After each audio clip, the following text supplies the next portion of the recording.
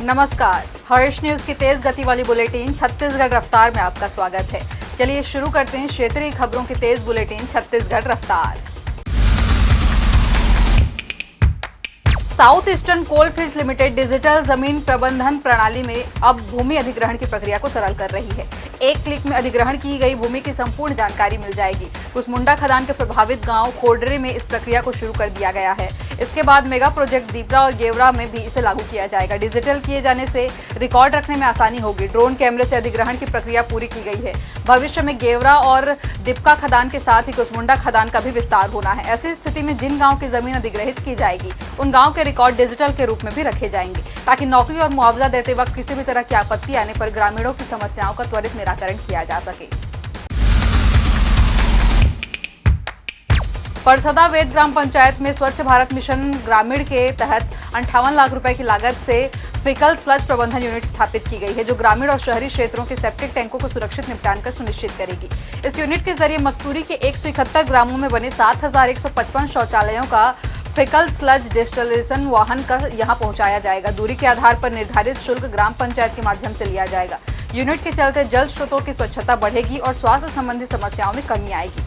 जिला पंचायत ने प्रथम चरण में मस्तूरी विकासखंड के अंतर्गत आने वाले 171 ग्रामों में करीब 7155 शौचालयों का निर्माण स्वच्छ भारत मिशन के तहत हुआ था।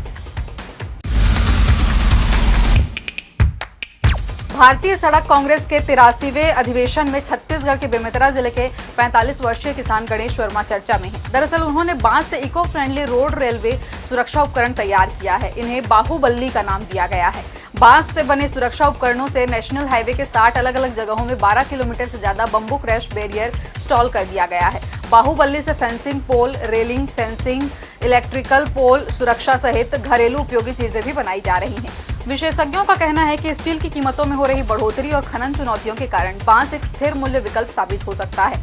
बड़े पैमाने पर उत्पादन में बांस स्टील की तुलना में काफी किफायती साबित होता है। रेलवे में 20 किलोमीटर से ज्यादा का फैंसी पोल और 4 किलोमीटर से ज्यादा कैटल फेंस लगाई गई है। वंदे भारत ट्रेन पर कैटल फेंस लगाए जाने का ऑर्डर दिया गया है। अधिवेशन में रायपुर केंद्रीय सड़क परिवहन और राजमार्ग मंत्री नितिन गडकरी ने गणेश वर्मा के स्टार्टअप का जिक्र करते हुए ज्यादा से ज्यादा बांस के उपकरणों का इस्तेमाल करने के निर्देश दिए। पूर्व मंत्री कवासी लखमा के खिलाफ रविवार को विश्व हिंदू परिषद और बजरंग दल के कार्यकर्ताओं ने सिविल लाइन पुलिस थाने में प्रदर्शन किया। प्रदर्शनकारियों ने लखमा के खिलाफ एफआईआर दर्ज करने की मांग की है। पुलिस ने शिकायत प्राप्त होने के बाद मामले की जांच शुरू करने की भी बात कही है। यह प्रदर्शन लखमा द्वारा बाल ब्रह्मचर्य का पालन कर रहे संत राजीव लोचन महाराज पर की गई विवादास्पद टिप्पणी के विरोध में था। कवासी लखमा ने महाराज को शादी करने और बच्चा पैदा करने की सलाह दी थी, जिस पर संतों और हिंदू समाज ने विरोध जताया है। इस विरोध प्रदर्शन में प्रदर्शनकारियों ने थाने के सामने सामूहिक रूप से हनुमान चालीसा का पाठ भी किया। रविवार को रायपुर में पारा 33 डिग्री के करीब पहुंच गया। छत्तीसगढ़ में अगले 3 दिन तक न्यूनतम तापमान में भी कोई खास बदलाव होने की संभावना नहीं है। मौसम विभाग के मुताबिक आज कुछ हिस्सों में हल्के बादल रहने की भी संभावना है। रायपुर में दिन का तापमान 33 डिग्री सेल्सियस और रात का तापमान 20 डिग्री सेल्सियस के आसपास रहने का अनुमान है। 10 नवंबर को भी हल्के बादल छाए रहने से मौसम में नमी रही। सुबह के समय वातावरण 84% और शाम के समय 55% नमी रिकॉर्ड की गई। छत्तीसगढ़ के रायपुर स्थित पंडित जवाहरलाल नेहरू स्मृति मेडिकल कॉलेज में जूनियर स्टूडेंट्स से रैगिंग की गई है। सीनियर स्टूडेंट्स ने करीब 50 छात्रों को पीटा और उनके सिर मुंडवा दिए। साथ ही कहा कि विशेष प्रकार का तेल लगाकर ड्रेस कोड में स्कूल शूज, स्कूल बैग लेकर आना है। मिली जानकारी के मुताबिक एमबीबीएस सेकेंड ईयर के स्टूडेंट्स ने फर्स्ट ईयर के छात्रों को अक्टूबर 2024 में रैगिंग ली। छात्रों ने शिकायत की, उन्हें हॉस्टल में प्रताड़ित किया गया है। सीनियर्स ने जूनियर्स लड़कियों को फोटो भी मंगवाई। शिकायत के बाद भी कॉलेज प्रशासन ने ध्यान नहीं दिया। इसके बाद परिजनों और दूसरे लोगों ने दिल्ली में नेशनल मेडिकल कमीशन से शिकायत की। सोशल मीडिया पर कई लोगों ने नेशनल मेडिकल कमीशन को टैग भी किया, जिसके बाद कॉलेज प्रशासन ने इस मामले को संज्ञान में लिया और कार्रवाई की है। छत्तीसगढ़ के रायगढ़ जिले में एक बार फिर मिलूपारा से हुकरा डिपा तक की सड़क के लिए ग्रामीण आंदोलन करने वाले हैं। आंदोलन की रूपरेखा तैयार करने के लिए खमरिया गांव में शुक्रवार को एक बैठक रखी गई। इस बैठक में आसपास के 10 गांवों से ग्रामीण पहुंचे थे और तय ये हुआ कि 13 नवंबर से धरना प्रदर्शन किया जाएगा। इससे पहले अगस्त महीने में भी सड़क को लेकर इन्होंने आंदोलन किया था। छत्तीसगढ़ के कोंडागांव जिले के NH 30 पर सिंगनपुर के पास भीषण सड़क हादसा हो गया है। हाईवे में दो ट्रकों के बीच भिड़ंत हो गई है। दोनों ट्रकों की भिड़ंत इतनी खतरनाक थी कि दोनों ट्रकों के सामने के हिस्से बुरी तरह क्षतिग्रस्त हो गए हैं। सूचना मिलने पर केशकाल पुलिस और फायर ब्रिगेड की टीम मौके पर पहुंच गई है और ट्रक में बुरी तरह घायल स्थिति में फंसे ड्राइवर को कड़ी मशक्कत के बाद बाहर निकाला गया है और उसे तत्काल अस्पताल भी भेज दिया गया है। वहीं दूसरा ट्रक ड्राइवर सुरक्षित बताया जा रहा है।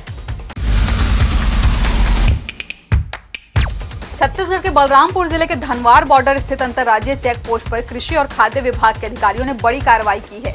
विभागीय अधिकारियों ने जांच के दौरान उत्तर प्रदेश से छत्तीसगढ़ की ओर आ रहे ट्रक को 730 बोरी अवैध धान के साथ पकड़ा है, जो बिना किसी वैध दस्तावेज के धान का परिवहन कर रहे थे।